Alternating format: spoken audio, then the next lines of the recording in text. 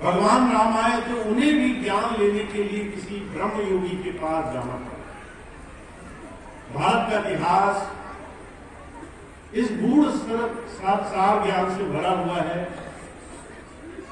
गुरु के बगैर, गुरु के ज्ञान के बगैर जीवन सिर्फ कर्मों को भोगने का सामान है।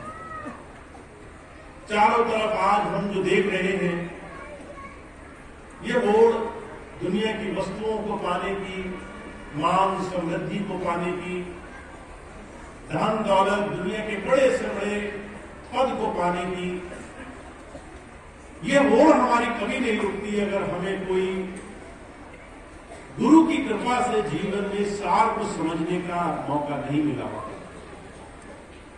तो हम बहुत भाग्यशाली हैं। महाराज जी की कृपा से हमें ये समझ में आया है, स्वामी जी की कृपा से हमें समझ में आया है कि जीवन दुनिया की वस्तुओं के लिए नहीं है। जब संस्कार में आकर के हमें बात बताता है, तो जो एक बात कहा करते थे, उसका संसार में हमें तमाम बातें बताने का उद्देश्य क्या होता है? क्या सिर्फ वो सत्संग सुनाना चाहता है? क्या सिर्फ शास्त्रार्थ, दुनिया के धर्म ग्रंथ, बड़े से बड़े महापुरुषों की वाणियों को हमें सिर्फ सुना देना चाहता है?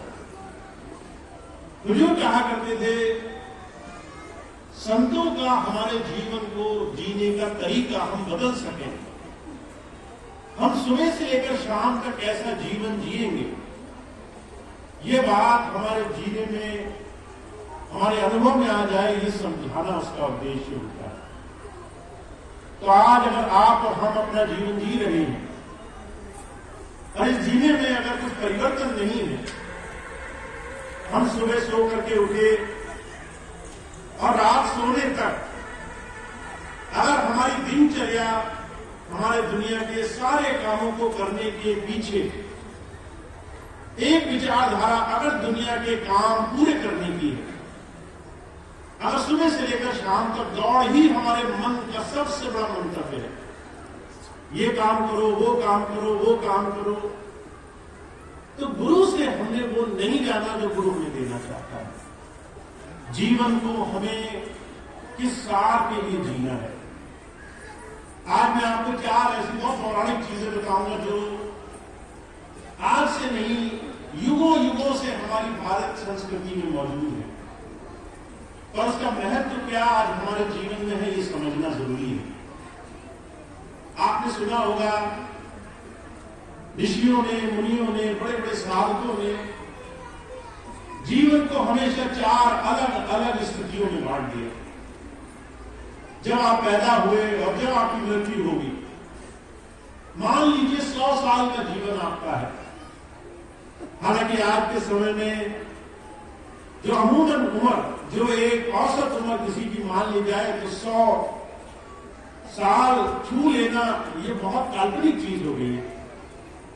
1000 में से कोई एक व्यक्ति 100 तक छू पाता हो, बाकी लोग 70, कोई 60, इतनी छोटी सी उम्र में ही लोग अपना शरीर पूरा करके निकल जाते हैं।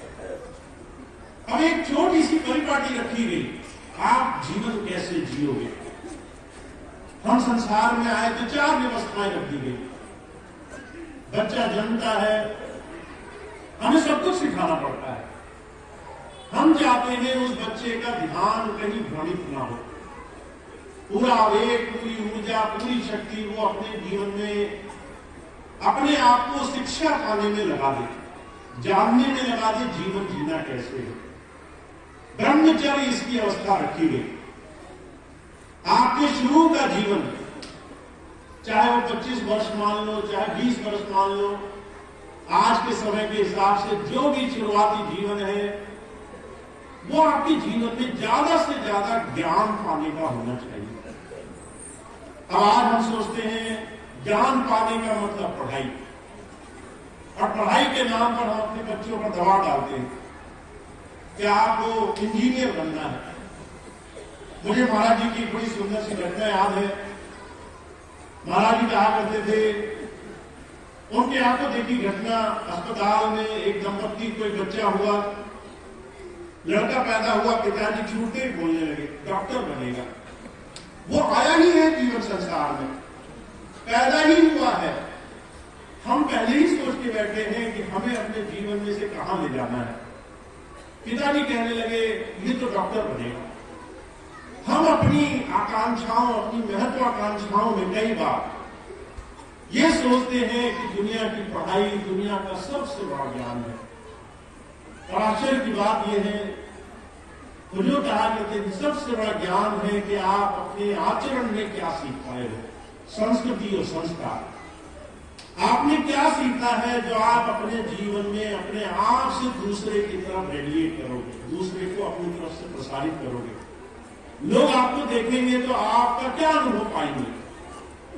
मैं आपसे मिलूं, आपके हाव भाव, चाल चलन, आंखों से, आपके व्यक्तित्व से मुझे ये लगे कि तो बड़ा अहंकारी है, ये तो बहुत नशे में चूर है, ये तो तरह तरह की दुनिया के मद में फंसा हुआ है। ऐसा अनुभव अगर मैं अपने जीवन में आपसे ले रहा हूं तो आपके जीवन में आपने कुछ भी